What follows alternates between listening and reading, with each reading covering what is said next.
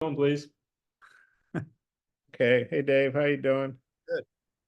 You look at Florida, and they're obviously a quality program, but they're 21-19, not a great overall record. Just kind of what I think they're 8-10 in the league. What are your thoughts on Florida overall?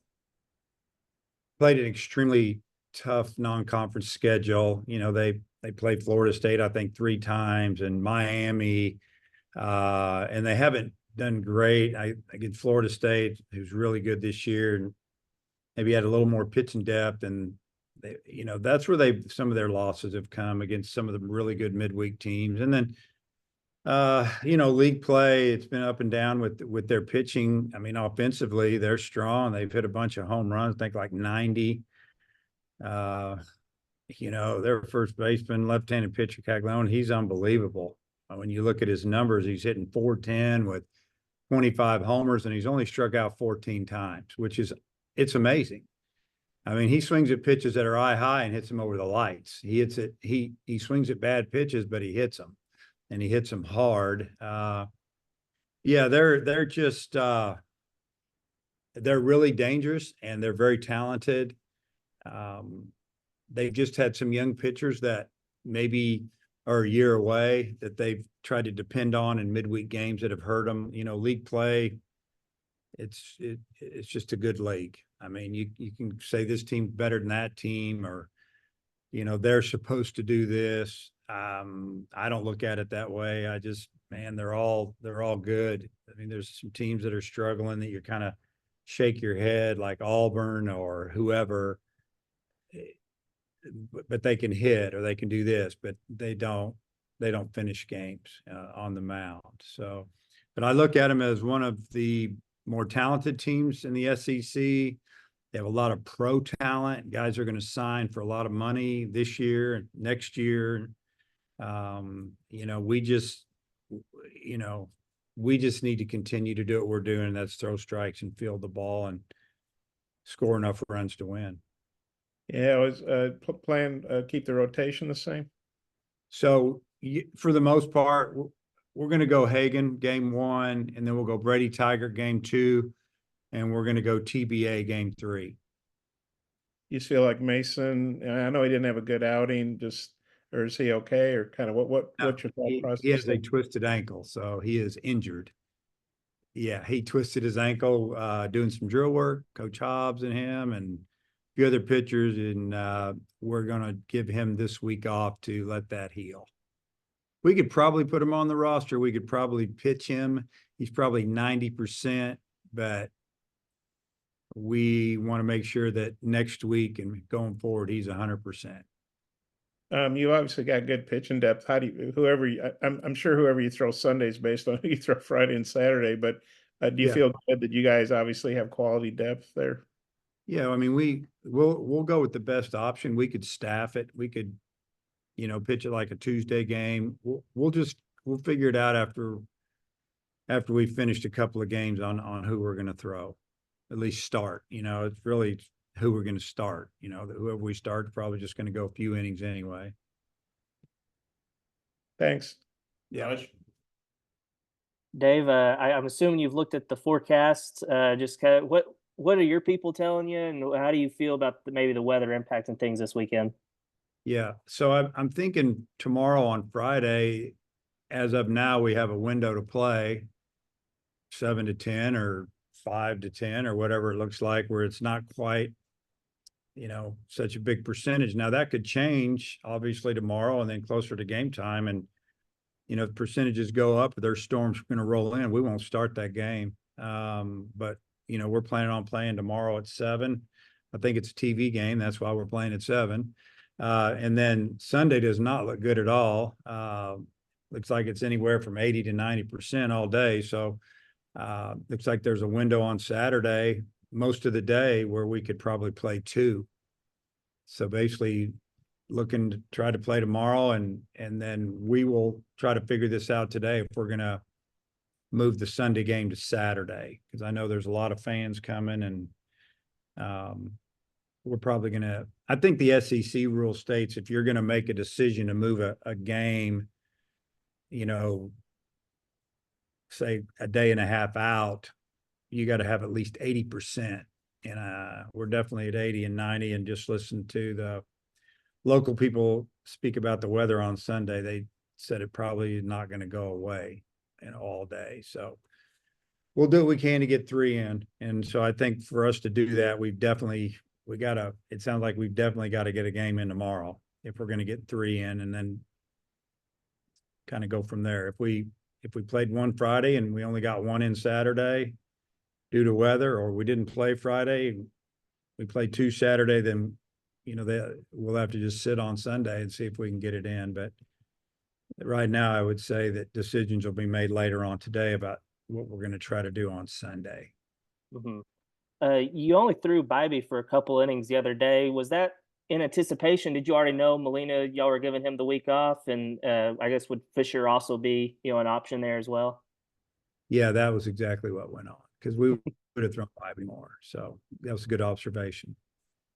And you mentioned Caglione as a hitter earlier. What do you see from him as a pitcher? He seems to be their most consistent guy on the mound too.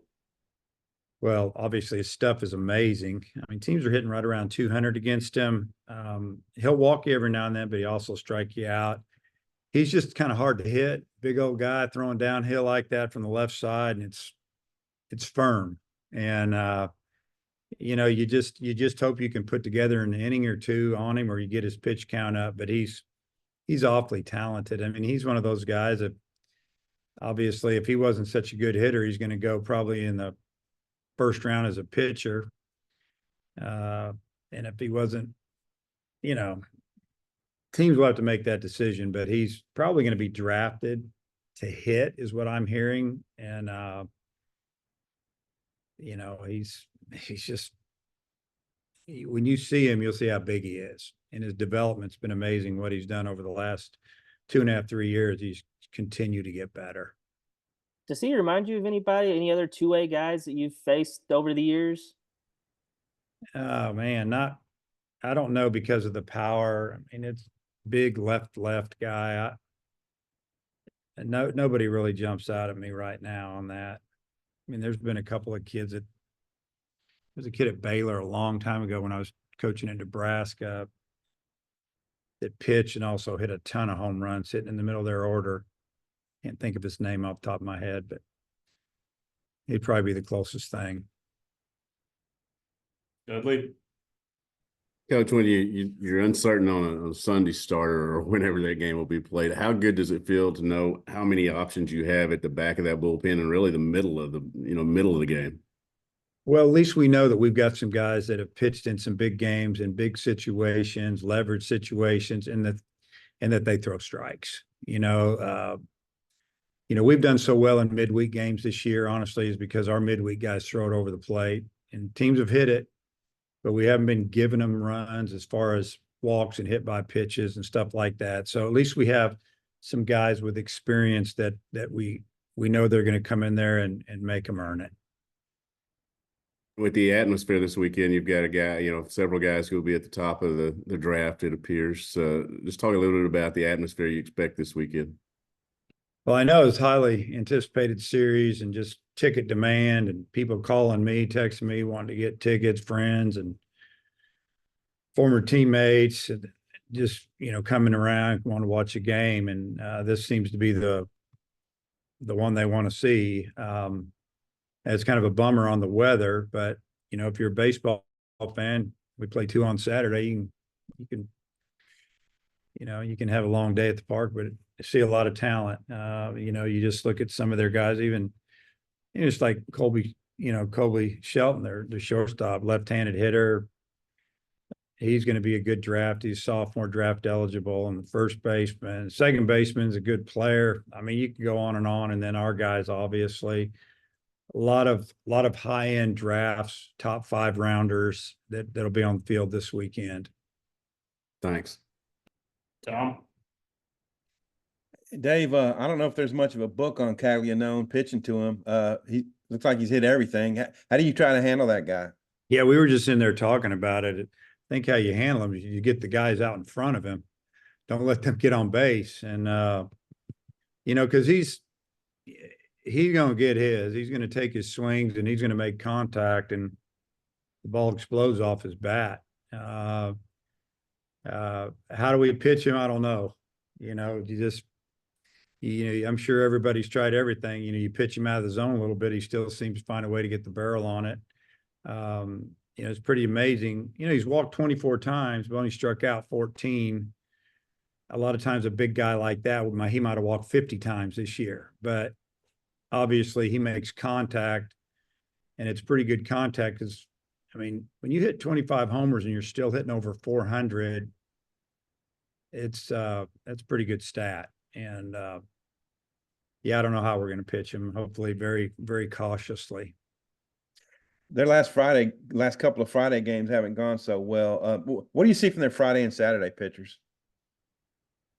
Yeah, I mean, they moved it around a little bit. They've thrown Neely, who's been he was a really good reliever for him last year. He's started, I think, 8 games and pitched in, I don't know, 15, 16 games. And then I think they're going to start a big left-handed pitcher, or freshman, and he's on a pitch count. So I think he's starting on I think tomorrow. And you know, so we figure they just want to get 2 or 3 out of him because he's on a count. You know, I don't know. You know, they've struggled a little bit, but it's talented stuff. I mean, it's stuff. It's not like they're throwing guys up there that throwing 87, 88 miles an hour from the right side, just trying to trick you a little bit for a few innings. These guys have really good arms. They throw hard. Like I said, they're one of those teams that, you know, whenever they start winning, they might not stop. So we've got to play well.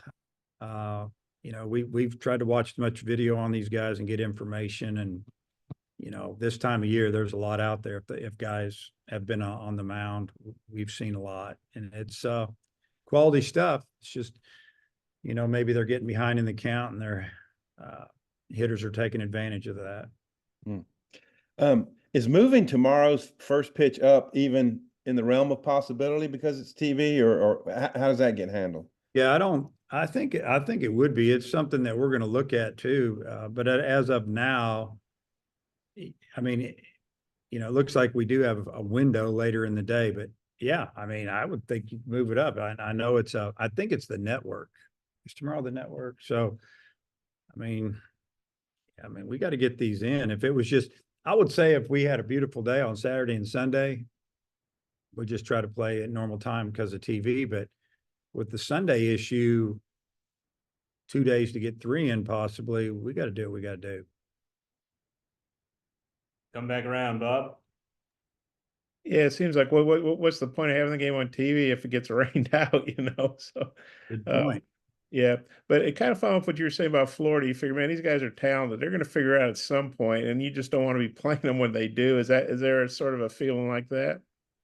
Well, I think that we're a really confident team, and we feel like that we can compete with anybody in the country most every day.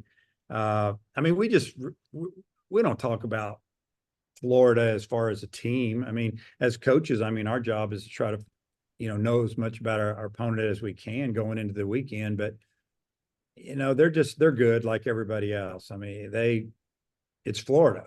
A lot of good players in Florida. They know what they're doing. They've won a national championship. They've won SEC championships. They've played in a few other championship series over the last 15 years. And so they're good. And baseball can be a interesting sport sometimes. Things don't go your way or whatever.